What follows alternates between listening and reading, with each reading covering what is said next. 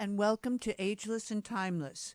This is a broad topic, but it's all about you living the best version of yourself and to your fullest potential as a beautiful soul contributing to humanity. So, where are you today on your life journey, and where are you going, and how will you get there? We are the sum total of our experiences and our choices in life. The goal of my podcast, Ageless and Timeless, is to hold hands with you as I am just like you, a consumer and a person that's living my life or trying to live my life to the fullest. So we'll hold hands together, we'll ask questions, we'll find answers, and we'll celebrate our successes and learn from our failures. I'm thrilled to be your host and promise to stimulate and excite you to greater awareness with content that is informative, useful, and fun. We will invite experts to share their knowledge and experience in many areas spanning body, mind, and spirit. Some of those topics will be wellness, anti-aging, longevity, beauty, fitness, game-changing cutting-edge supplements, relationships, love, connection, dating, leadership, entrepreneurship, innovation, career success, and spirituality. We'll feature interviews with exciting people making a difference who are role models for enlightenment. Today is my debut podcast. Therefore, I don't have a website or a YouTube station yet. However, I am passionate about this subject, and I am hoping that you will be too, and that we will together be able to have subscriptions to my show that you can share with your friends on iTunes, iHeart, and Spotify. Thank you. As a serial entrepreneur myself, I am so excited to invite on our show, our debut show today, John Mautner, who is another serial entrepreneur and has been so over 5 companies that he's started and successfully built. He's going to share with us today why he chose to be an entrepreneur and what his journey has been as an entrepreneur, which is quite impressive. You are about to hear. Just a little bit of background about John, and then I'll let him take over. John, at age 26, was in accounting, specialized in accounting in school, decided when he went to his first year in the corporate world that this was not his calling in life. So he left, much to the chagrin of his family and friends, and he had a dream. And I think what you're going to hear today is how John is the epitome of what you believe you can achieve. And his dream was to have cinnamon roasted almonds, and everyone would say sort of like erasers on a pencil. Why would you ever think of that as a real business? So, John, may I let you take over and explain how that dream became your passion and your reality, and how you built a company that was named by Inc. magazine as one of the 500 fastest growing companies in the country? John? Yes, well, thanks for having me, and it's always a pleasure. I'm a big fan of the show, and it's always a pleasure to speak to fellow entrepreneurs, and I think entrepreneurs every day, and all we do is have a dream, and we try and chase that dream down, and we try and make the dreams become real. And I was very fortunate, as you said, when I was in my mid-20s, I quit my job in corporate America. It just felt that it wasn't the right thing for me to do, and I realized that they're never going to pay me what I'm worth, and I'll be working for somebody for 30 years, and then they'll give me a gold watch, and then I'll be at the end of the conveyor belt and whatever. So I just realized that I don't know, I've got to try something else, and I think the fear of the unknown for me was always fun. I always want to be where the unknown is, because I think that's where the fun is. Versus being afraid of it. Maybe that just makes me a little different, but I think a lot of people are afraid to try things for maybe the fact that they'll fail. But my attitude was, if I give it a shot, it doesn't work, and if I quit my job, start my company, and it doesn't work, at least I can say to myself, well, I gave it a good shot, and I tried, I did my best, and that's the worst possible thing that can happen. And so I'm always trying to live on the edge a bit and push the envelope and see what's out there beyond the horizon. And I think that's what has made my life, I think, in the last 30 years since I've been an entrepreneur and never really worked for anyone, this incredible kind of wild, crazy adventure that's taken me around the world and changed my life certainly, and hopefully the lives of others. And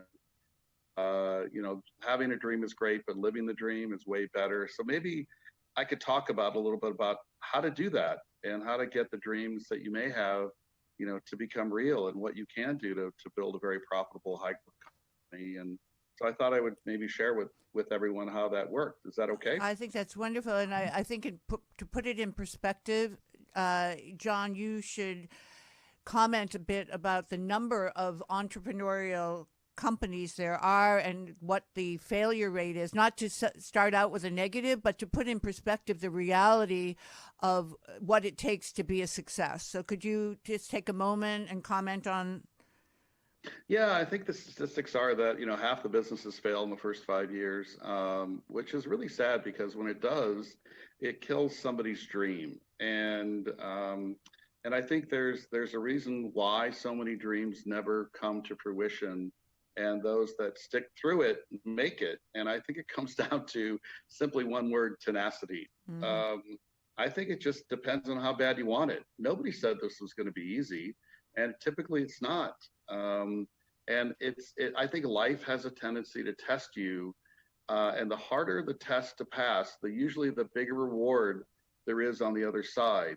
That's typically what I've found. And so struggling in strife and eating lots of macaroni and cheese for years will pay off in the end if you really believe that how bad you want it. And sometimes I look at these amazing companies like Apple and Google and et cetera, and they all started with a dream and in a garage on a napkin and an idea. And for years, they'll tell you that they never got traction. It was a flat line for years and years, and those great companies could have easily given up, and maybe today we wouldn't have the iPhone or something, because they would have given up. And so it's really comes down to how bad you want it, how tenacious you are, and I think maybe also how big your dream is. If your dream isn't big and obnoxious and ridiculous and over the top, then maybe you won't achieve that level of greatness because it's not motivating enough for you. So when I was 26, my dream was to quit my job in corporate America, and I had this crazy idea. And I the day I got married, the very next day, I said, "Hey, honey, guess what? I'm quitting my good-paying job in this Fortune 500 company, and I'm going to go sell roasted nuts on the street corner in Orlando, Florida." Okay, now I tactically did that because if I told her a couple of days prior to getting married, she probably wouldn't have done it. But she was in the least, to say the least, I think she was a little shocked, dismayed, freaked out. But I said, this is going to work, and I know that someday, just someday, there will be these roasted nut carts all over the world. So what I did is I got a copper kettle that had a flame underneath it. And as a kid, I always liked candy making. So I like cooking and baking and making candies. And so, as a kid, I sort of made these cinnamon roasted almonds and pecans, and I'd add cinnamon, sugar, vanilla, and some spices. And I would add almonds, and I'd slowly roast them in the copper kettle, and the smell of the cinnamon would fill the living room and the kitchen. And, they'd come out all caramelized and golden brown, and they were really good, and I really liked them. And I kind of realized that maybe that's something I should try and actually turn into a business. So, and it was a niche product. One thing I always look for is a niche. Is there something that isn't out there yet that could be out there? And if you can be the first to get there, then you can kind of dominate that niche or that space. So I thought to myself, well, I'm gonna get a copper kettle, and I built a cart with an umbrella. And I started with my first location after I quit my job in Orlando, Florida, and I was going to have roasted nut carts all over the world. And I would say that I was utterly, literally convinced that was going to happen. I don't know where I got that dream and vision from, or how I manifested it or planted in my brain or something, but it was like a vision. It was my guiding light that there will be these roasted nut carts all over the world, and I'm willing to quit my job and upset my wife and everything. And of course, my family thought I was completely nuts. And in any case, I ended up opening my first location. And after 6 months, I was pretty much bankrupt. I was down to my last $300. Now, what do you think my wife and friends and family were telling me? I assume that you were very much in a quandary. You had a conundrum because you wanted to be this incredible success. You had a dream, and you were not realizing that dream, and you had a support group around you that had never really shared that vision with you. So I imagine those were some sleepless nights for you, John. Yeah, and especially a lot of people probably would have folded their cards and said, okay, fine, I'm down to my last $300, and fortunately my wife had a job and she was working and kind of supporting me at the time. But I said, nope, this is going to work. I still believe there will be these roasted nut carts all over the world, as audacious and crazy as that sounds. And at that I think at that pivotal moment where I was a bit of a crossroads, I either quit, my dream dies, or I keep going and figure this thing out. I decided to keep going and figure it out. And so instead of spending $300 on resumes to try and crawl back to my cubicle, I said, well, let me buy one more box of almonds and some cinnamon sugar, and let me really, really, really think about what I need to do to fix it. And so during that course of a few days of thought process, I asked myself, what is wrong with this picture? You know, is it my hair parted on the wrong side of the head? Is that why sales aren't growing? No. Is my service bad? No. Is the product bad? No. Is the cart ugly? No. I mean, what is it? And I used the process of elimination, and I kind of got it down to one thing. My location is terrible. I'm just not getting the traffic flow through my outside street location in downtown Orlando. So at the same time, a few weeks prior to that, there was a brand new basketball arena, NBA arena that opened, and there was a new team in Orlando called the Orlando Magic. And Shaquille O'Neal, if you remember him, he was their big star right out of college. And so I said, well, this location is not good. Maybe if I open up, if I get into that arena, maybe it'll work there. I don't know. I don't know what to do, but it's worth a try because my location simply isn't working. And so I called the arena up, and I distinctly remember, the food service director saying, kid, we already sell peanuts, and we really don't need this product. And I said, well, they're gourmet and they're made fresh on the cart, and the smell of the cinnamon fills the air. Yeah, and he goes, well, send me a brochure and a sample, and I'll get back to you. Now, I don't know why, but at the time I said, well, I could do that, but you know what? I'll be in the neighborhood tomorrow. Can I just stop by in the morning and drop it off? He goes, yeah, just come by in the morning at 9. So I had one shot. It was either going to work or it wasn't going to work. So I loaded up my roasted nut cart from the mall, and I put it in the back of the arena, and I plugged it in, and this big giant steel door opened, and the food service people came out, and the building managers and some of the Magic players, and I did a live demonstration. I roasted a batch of almonds, and people, I handed out the product because they could see it being made, because it was an experiential thing. You could smell it, taste it, see it, touch it, et cetera, et cetera. So I wanted to give a full demonstration of the capabilities of the program and the cart. And the food service director said, hey, this is really cool. Let's try it. You start tomorrow. So I got a chance. I got my toe in the door. And so the very next day, I didn't really know what was going to happen. But I sold more sales in that one night than I did in the entire 3 months at the mall. And I couldn't make them fast enough. People were going crazy. They were coming up to the cart. They were buying them as fast as they can. And I was going crazy. And I was like, wow, this is amazing. And all I really did was just made one small change to the business. That's really what I did. And over the course of the next few months, I saved up enough money, and I built another cart, and I trained somebody, and I had 2 locations going. And at the same time, in Orlando, the Orlando Universal Studios Orlando had just built this amazing theme park. And so I called the food service director up, and I said, hey, I sell these gourmet cinnamon roasted almonds at the arena. Maybe they'll sell in your theme park. And he said the same thing. He goes, hey, kids, send me a brochure and a sample. And I said, great. If you don't mind, I can stop by tomorrow and drop it off your office. So I, of course, did a full-blown demonstration. I took the roasted nut cart, drove it over there, loaded it up into his office. And next thing you know, he goes, this is really cool. I really kind of like this. Why don't we try it for 30 days? And in the first month, I did like $150,000 in sales on my little 6-foot roasted nut cart. And And then, of course, at the same time, Disney is in Orlando, and they said, well, if my biggest competitor has it, we need to have it. So I got into Epcot Center and MGM and the Magic Kingdom and et cetera. Next thing you know, I have half a dozen locations. And what was really interesting about Orlando is that there's so many people come from all over the world to go to the theme parks as a tourist destination. I think 30 million people go a year from all over the world. So people would approach me and say, I'm from Sao Paulo, Brazil, or I'm from Seoul, South Korea, or London, England. This is a really cool idea. How do I get one of these roasted nut carts? I'd love to try this and, be your partner and be in business with you. So in any case, I started like franchising the business, and over the next 5 years, my initial dream and vision of having roasted nut carts all over the world became true. And over the next 5 years, I literally had roasted nut carts all over the world. Became one of the 500 fastest growing companies in the country.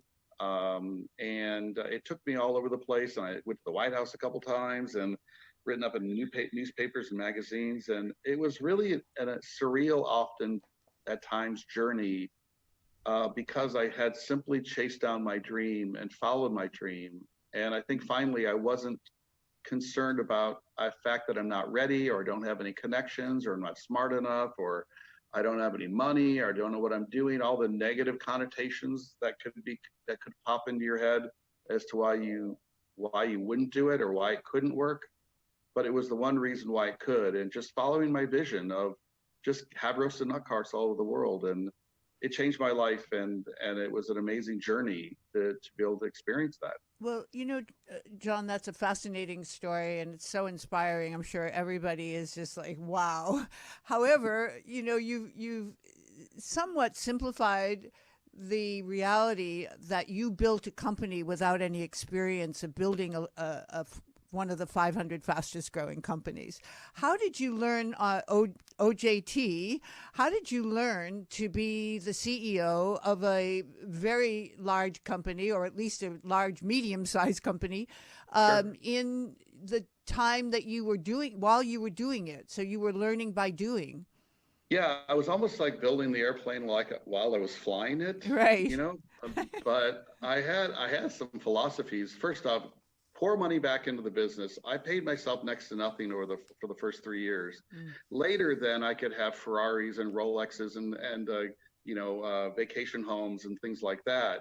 But I really poured. I started this company with virtually no money, a couple $1,000s. But every time I had a new cart, I'd realize that it's a snowball effect. I would put money back in, and then I would build another cart, and I'd put money back in, and I'd build another cart. And I lived simply because I knew at some point when I have enough of these things out there, it's really going to be like a snowball effect. And I think I had to do the things that I had to do then so I can do the things I want to do now. I don't know if that makes sense. But it's about just, I think it's about thinking big and acting small. I didn't initially, when we first started, spend all kinds of money on frivolous things that I never needed. I spent money on more carts and more infrastructure and more product and better packaging and a better website. And I reinvested. And I found that the more I poured money back in, the more it gave back to me. I felt like it was like this living, breathing plant or something. The more sunshine and water I gave it, the more fruit it would bear. So what about people? How did you learn to manage people? I just treated people the way I would like to be treated. I empowered them. I always knew that I wasn't the smartest person in the room. I suppressed my ego, and I would always ask the people that were running these roasted nut carts around the world, or even in the local ones in Orlando, what could we do better? Is there some idea you have? So I was constantly empowering people to be part of what I was doing. Instead of it being all about me, I made it all about them. Obviously, I had to get an accounting system to keep track of the money. There were a few times we were growing so fast that I pretty much ran out of money, and I'm like, oh, can't do that. Got to slow down a little bit, because I think high growth. I mean, we were, again, as one of the 500 fastest growing companies in the country, the growth rate was crazy. We were tripling in size every year, for 7 years, and system-wide sales exceeded $100 million. So I had to manage this thing in a way so I didn't grow myself out of business. And there were a few times when I had to throttle back my enthusiasm for growth to focus on profitable growth, not just growth for the sake of growth. So I guess taking care of people, empowering them to get their best ideas and having them even implement their ideas and recognizing them, incentivizing them for great ideas. Training was a big part of what I did all the time. I realized that I have two bosses. One is the stadium or theme park manager, and we got into stadiums and theme parks all over the world. Majority of the major parks, theme parks and stadiums and arenas, NFL, NBA, NHL stadiums across the country, and then we did a lot of that globally. But I realized that, how fast could a Disney fire me, or a Universal Studios get rid of me? And the answer is in 2 seconds. And what am I going to do? Sue them? So I had to make sure that everything was flawless execution. They were constantly seeing a clean cart. They were seeing it well organized. They were seeing the money being accurate. They were seeing good skills and good customer service. And then my other boss was the customer. Anytime a customer came up and wanted something, I made sure that they got full attention. And the customer's always right, even when they're not. And I tried to make them happy anytime I could. No, it was perfect, but I was very much focused on quality, and that the wolf's always at your door, and that you could probably get fired any second. So if news is good news, so if you're always working on it to make it better, it can't not get better. Well, the concept of luck, if you could comment on that for a moment, because we all know that luck does play a role, but what is luck? And in your case, how did you define luck in terms of how you executed on your dream? It's a good question. I've been fortunate to meet some famous people, and one of the questions I always ask them is, what's your secret to your success? And they all say luck. I've heard that standard response. Maybe it's just a way to brush me off. If I'm meeting some famous actor or rock star or something, oh, we got lucky. But I actually think that's bullshit. I mean, sorry for the, I think it's a bunch of, I don't believe it. I agree. I think people make their own luck. I think they work toward a goal. They get ready for anything that can happen, and they move their own reality into something different because they believe it. So, luck is great, but it's rare. But I think you can create your own reality and your own future and your own luck, if you want to call it luck, by working on things and being pretty darn tenacious. So were there any mentors that were inspiring you to learn all that you just described while you were learning and growing as the CEO of this very rapidly growing company? I wish. No, I think it just came from my belief system that being an entrepreneur is okay. It's not a silly thing. And as I learned later in life that, 80% of everyone works in a small to mid-sized business, an entrepreneurial business. Whether you're an entrepreneur, or even if you work in a Fortune 500 company, you can be very entrepreneurial. I just sort of felt my way through it. I think what I did is I followed my gut sense. My gut was always right. And any mistakes I made really is because I didn't listen to that little voice that said, maybe this isn't the greatest idea. And then I go, no, I'm going to do it anyway. And then it screws up. So I had a tendency to just literally trust my gut. And it would never failed me. Maybe that's what I did. I managed by my gut instinct.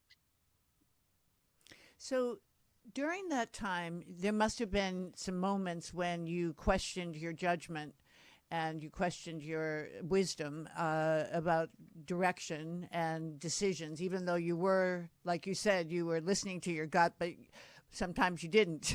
So what was the biggest obstacle that you faced in this? Obviously, growth brings all its own inherent problems, but what would you say to help other entrepreneurs anticipate if they're facing that? That would be a good thing if they're facing that rapid growth. What would you say was the biggest obstacle for you in growing that company? I think the biggest obstacle was deciding what the future was going to be like, and having a plan. I was, as I said, I was building the airplane while I was flying it, and I didn't really have much of okay, this year we're going to go after these 10 theme parks, and next year we're going to go after these 12 stadiums. It just kept coming at us. And so I didn't really have, I think the obstacle was deciding, where do you want to go? What do you want to do? I was very fortunate, I think, to have lots of opportunities because I found my niche. This product did not exist in stadiums and theme parks and arenas anywhere in the world. And so how do I fill that niche in a way that makes sense? And I think, there was opportunities to go in shopping malls and there was opportunities to go to smaller, double A baseball parks.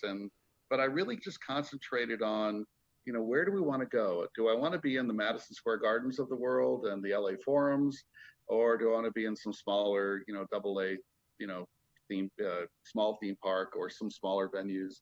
And I think just not trying to get distracted by shiny objects, if that makes sense. I think a lot of shiny objects come at you and then you're like, oh, let me go chase that and let me go chase that. And you have to really sort of think about what is really best. You can't be everywhere. You don't want to be everything to everyone. I think another challenge is that we are a 2-product company. You want almonds and pecans, take your pick. How many you want? $3 a bag or 2 for $5. We didn't expand it to 25 different products. We could have added, peanuts and cashews and drinks and candies and all kinds of other things. But I thought, keep it simple. You heard the KISS theory, KISS right? Theory. I was just about to say, you were exemplifying the KISS theory. Keep it simple, stupid. That's so true. It's so true. I mean, we have those shiny objects can take you in places that look good on the surface, but they may not be the right thing to do. And I thought less was more. If I had 2 products, how, and those sold really well and we were profitable and making money, why don't we just stick to that and not become, a 25 product company trying to please every customer? People will come up and say, you got cashews? And I go, no, we have almonds and pecans. Try one. And they eventually buy one, but I can't be everything to everyone. And I think there's a big danger of a lot of companies that have gravitated toward trying to be everything to everyone, and you become good at nothing. So I think the challenge was not to get distracted. And how did you define your exit strategy as you were starting to take off as a company? Did you know that you were going to sell out at some point? What was your exit strategy? Boredom. When you're really building a company, I like building things. I've realized that about myself. I like planting things in the ground and watering it and giving it love and sunshine and watching it bear fruit and grow. I like doing that. But once it's sort of doing its thing, I'm like, I got to go do something else with myself, So entrepreneurs would always ask me, hey, John, how did you build this super profitable, really cool, company? And I said, well, I have a philosophy. I have some techniques I use. And they're like, well, gosh, my company is nowhere near what you're doing but I have potential. Can you show me? And I started showing fellow entrepreneurs a simple way that I was running the company. And their businesses just really ramped up and took off. And I thought to myself, well, how cool would it be to teach others how to do what I did? Because I did it. And so I got an opportunity to sell the company. And, when somebody offers you a relatively fair price for your company, my advice is take it. Okay. And also I think I was looking for a new challenge to do, something unique and different and more meaningful. Not to say that a bag of almonds isn't helping the world in a way, but there are more meaningful, important things I think I could do. And I thought, well, what if I could teach fellow entrepreneurs how to really build their dream businesses and help them get to where they want to go a lot faster. So got an opportunity to sell the company, had an internal buyer. So I sold the business and they have continued to run it really successfully over the last 18 years. They've grown it exponentially. All they had to do is follow the process that I had installed so they could continue to manage it, which they did, and they've grown it and done really well. So it's great to see my locations wherever I am. I at a stadium or theme park, and I buy a bag of almonds and go. It's good to see it. It's good to see that I created a legacy. I'm sorry to interrupt you, John, but what is the company name? I didn't see that anywhere. Okay. It's called the Nutty, N-U-T-T-Y Bavarian. The Nutty Bavarian was the name of the company. And how did you come up with that name? It's nuts, and it's I don't know. it just seemed to be funny. And I had this character of this guy with a big mustache and later hosen. It just was felt like a European kind of thing, and it was nuts, and it kind of worked. And my sister built the logo for like $5. I paid her $5, and the logo's still in use today. And it's just I don't know. I thought it had to be something catchy, and I thought about trust me, I sat there for days thinking of names, and for this whole nutty, I wanted nutty something, nutty, or I was going to go like the Gourmet Nut Company or the Roasted Nut Factory. And I'm like, that's too generic, and I need something really different. So, well, you gave it a human spin and also a historical kind of thing where it's the European flavor, and probably the logo with the nutty guy looking guy, made it more ergonomically attractive, more friendly. Yeah. So I think actually it's a brilliant name because it's so different. Thank you. I appreciate that. So it was just fun. And I think that companies have a tendency to have these generic names that don't cut across the grain, and they're too plain in a way. So I just wanted to brand it with something fun that I liked, and I thought that it would be easy to remember and a little catchy. Right. So let's fast forward for a moment, John. You started segueing to the consulting, to the coaching. You call yourself the Millionaire Maker. Why don't you talk to us about that for a moment? How are you making entrepreneurs millionaires? I've made a lot of people rich by teaching them this very simple system I developed. So 18 years ago, I built it. And over the last 18 years, I've worked with over 5,000 owners and managers of small to mid-sized companies that have a big dream, but just aren't getting there quick enough. They're kind of plateauing, and they want to ramp up and take off faster. And I have a system, the simple 4-step system I developed. And it has made people very wealthy as a result of it. I've taken companies from 1 million to 100 million in sales. I've made people very profitable, and literally, it's a nice thing to do when you can help somebody really become wealthier or become that the millionaire that they always wanted to be, or multimillionaire. And it's a fun thing for me to do, and I'm privileged to be able to do it. I've done it many, many times, and it's simply really not me. It's actually the 4-step process I developed that I was using internally in the Nutty Bavarian, and now I just sort of put it together in a simple program, and I coach companies. It takes time to develop. I mean, we work month to month with them, implementing the 12 building blocks of the program. And really, at the end of the day, what I'm trying to do is not consult with them, which means I would give you a fish, and when you're hungry, you call me, and maybe I'll give you another fish. Mm-hmm. You haven't really learned anything. That's right. What I want to do is teach you, coach you, and train you on these simple steps so you can fish forever. Because at some point I have to say, you're off and running.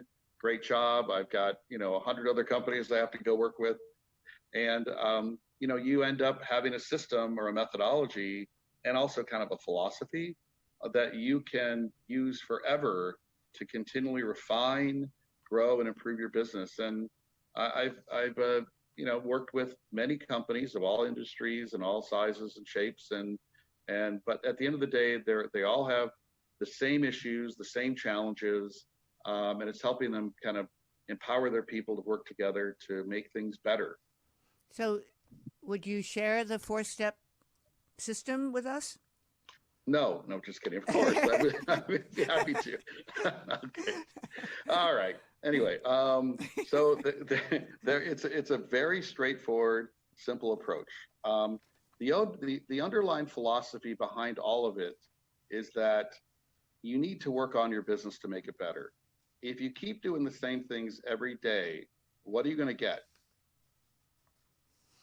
The same thing. Exactly, right. So the thought process behind it is to try and find a way to work on your business to make it better.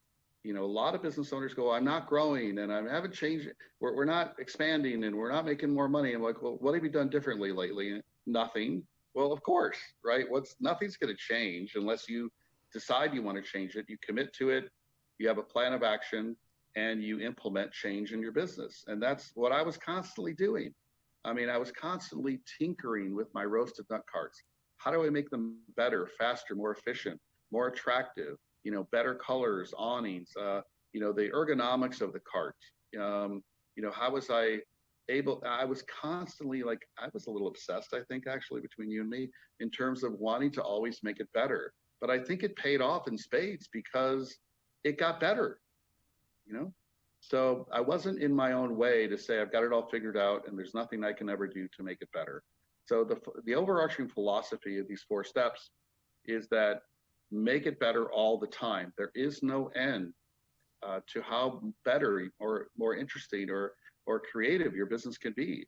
It's just you've got to have that mindset. So my first step when I work with any company is that change is good. Implementing new ideas are great.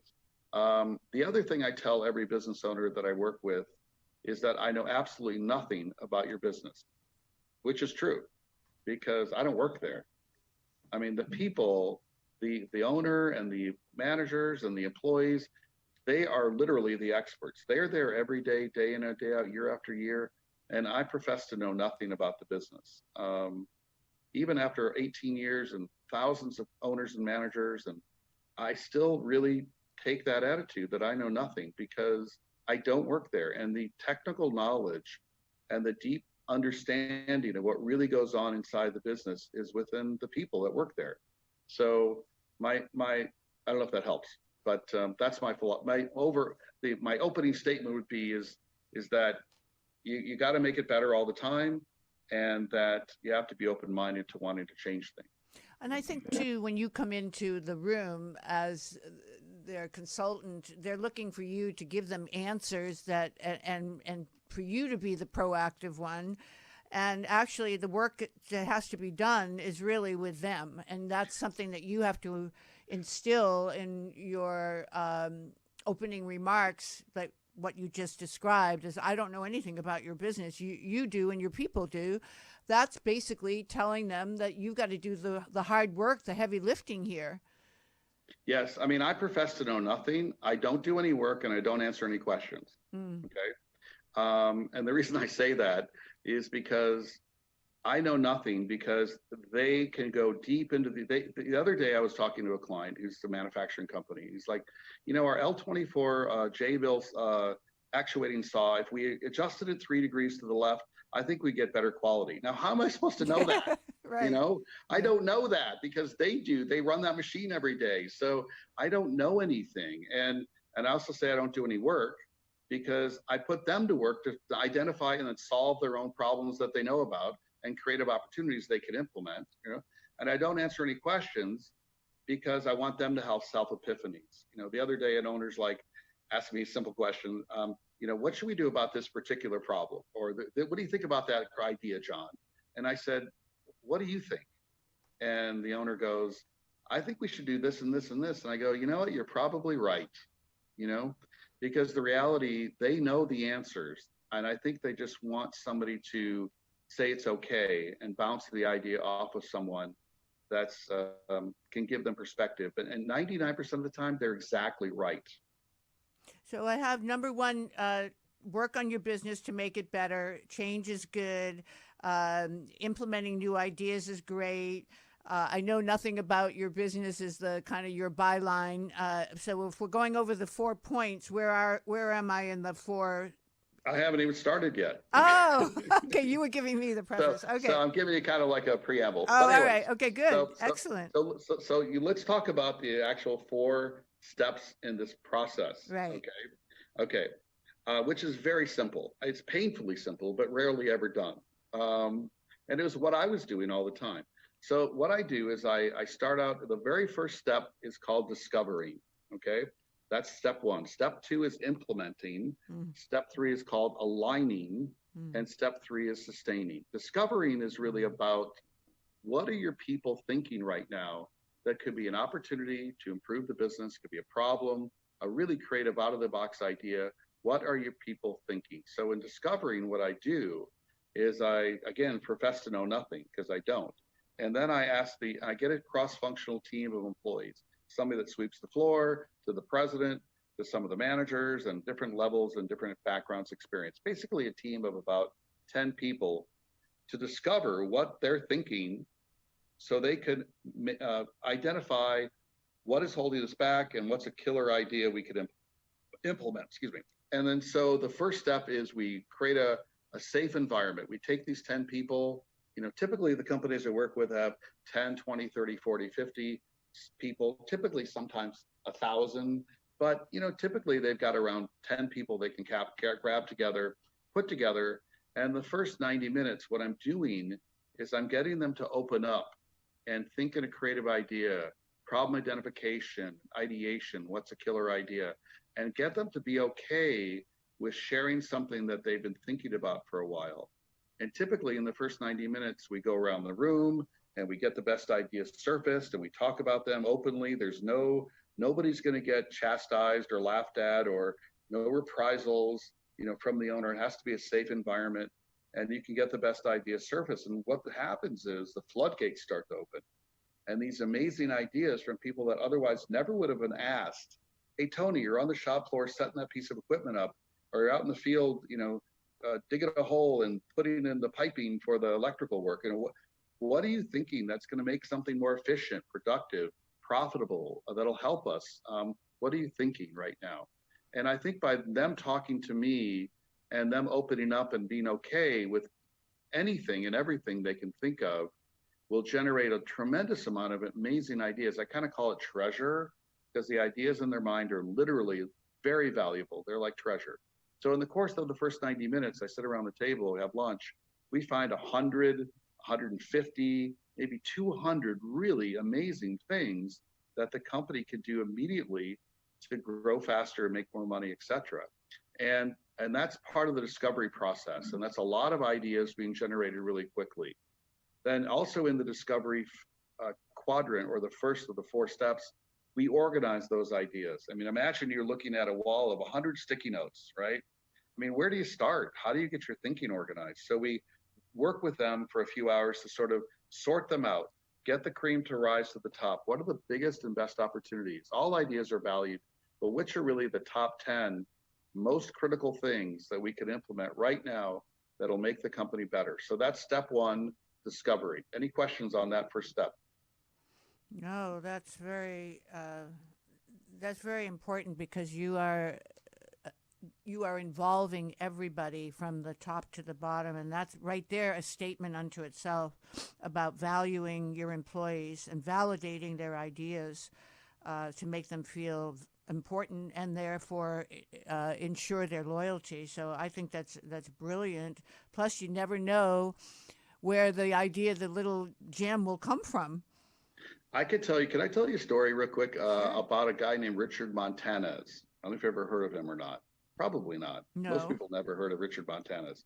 Well, I'll just quick story. He came from Mexico when he was 14 and moved to LA. And his family moved out to the country to pick grapes near Los Angeles. And he spoke very little English. And he went to high school and did poorly. And he dropped out of high school. And at 21, he was looking for a job. And he got a job as a janitor in the Frito-Lay factory in Los Angeles, where they make Fritos and corn chips and stuff like that. Anyway, so when he got there, the very first day, there was a note from the president of the company, the CEO. Now, this is a company that has 200,000 employees. Pretty impressive, But the CEO sent a letter to Richard, said, "Thank you for joining our company. I want you to be part of our family. If you have any great ideas, please let me know. Here's my phone number, et cetera, et cetera." And he remembered that. Act like an owner, think like an owner. You're part of our company. Try and make it better, et cetera, et cetera. And then that welcoming memo that he got. And as a janitor, he spent a lot of time walking around the shop floor, cleaning and organizing and watching how they make the Cheetos and the corn chips and things like that. But he had this idea, and he realized that all the Cheetos that they were making were just covered in sort of like cheddar cheese. They were kind of bland. And what he did is he took some home and he spiced them up, because he remembers when Mexico, he used to eat the Mexican street corn, which is corn on the cob with cheese and spices and lime, etc. And he really loved that. So he took some of that product home and he spiced it up and he gave it to friends in the factory, and they all loved it. And so he decided, you know what, I'm going to call the CEO because I have an idea. So he boldly called the president of the company up And the secretary answered, and the conversation kind of went like something like this. Hi, I'm Richard Montanez. I'd like to talk to Mr. Enrico, the CEO, Frito-Lay. Is he there? Are you a general manager? No. Are you a regional president? No. Are you a vice president? No. Well, who are you? Well, I'm the janitor at the LA factory. And she said, well, I'll put you right through, no problem. So he pitched him on the idea of, I think you're, Mr. Enrico, look, I'm just a lowly janitor in the LA factory, but I've taken your product and I've spiced it up, and I think you're missing an entire Latino market for the product. And I'd like to do a presentation if you'd like to see what I'm thinking. He goes, that's a great idea. I'll be down next week. So he flew in and he sampled the product. And by the way, have you ever heard of Flaming Hot Cheetos? No. But then I don't like spice. Okay. Well, Flaming Hot Cheetos, if you ever had them, is a spicier version of the regular Cheetos. And it became their #1 best-selling product in the history of the company. Okay. Wow. So Richard is no longer sweeping the floor. He's vice president of multicultural sales for PepsiCo America. He's regarded as one of the most influential Hispanic leaders in the country. And also he teaches an MBA program near LA. And one of the students said, well, how can you teach me if I don't have a PhD? And he said, I have a PhD. I've been poor, hungry, and determined. That's great. I love that. So I guess my point being is that can great ideas come from people if they're empowered to be okay with that, you know? And hopefully the answer is yes, you know, because it's true. And so I'm sort of, for the last 18 years, taken sort of a philosophy that the best ideas are from within the people that work in the company. So once they've done the discovery, brainstorming, they found their 100 ideas and they culled through them to pick out what they deem to be the top 10 most important things. The next step in the process is called implementing. And implementing the ideas is critical. So many companies, so many presidents and owners and managers of companies have all these ideas. But if you really ask them how often do they ever get implemented, the answer is rarely, if ever.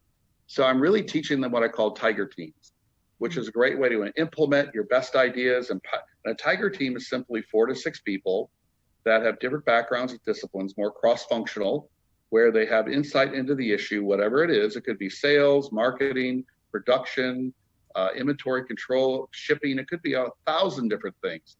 Whatever those top 10 things are, tiger teams will work together to implement them. A tiger team gets together for about an hour a week for 4 to 6 weeks. They learn to work in harmony, to share the ideas and say, how do we make this thing better? And they pull it apart and they test their assumptions and they put it back together. And next thing you know, they've made something that's a critical issue better. You know, there are obviously other components to the program. You know, there's aligning, which is getting strategically thinking about where you want to go in the future, and sustaining is about how do you really create great leaders out of your team. And it's a 4-step system, and you know, it's simple to do. It's highly effective, and I guess at the end of the day, it's made a lot of people millionaires. Well, you know, one thing I've noticed about you, John, is you are able to distill a lot of information into a very concise format that people can understand, and you did that with your 10 proven tips in your book, which I do want to mention that you've written a best-selling book called The Profit Pattern, and you know, you have those 10 points, you have these 4 points, you seem to be able to consolidate thinking into kernels of truth that allow people to relate in a way that they don't forget, because a lot of times information can be power, but if there's too much information, people have a way to get ADD and they don't remember. So I would have to give you, I do want to give you great kudos for being able to distill information in such a concise manner. We're running out of time, and so I want to have a moment for you to talk about your very generous offer that we spoke about yesterday. Would you like to spend a couple of minutes on what our listeners will be able to access because of your generosity?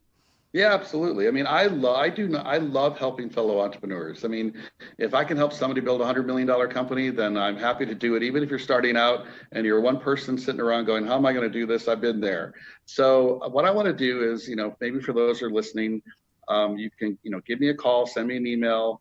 I want to work, maybe give me an hour, just an hour of my time. I love giving back and helping others grow and succeed. So I will give you an hour. I'm going to ask you a lot of questions, kind of get you focused, and think about what strategically and tactically things you could do right now. And even if it's just one thing you might learn, it might transform your business. And so I want to give everyone a chance just to, work with me for an hour. We'll see where it goes. I'm not charging you anything. And also I want to give you a copy of my #1 best-selling business book. I wrote it, and in 24 hours, it became the #1 best-selling business book on Amazon. Wow. Called the Profit Pattern.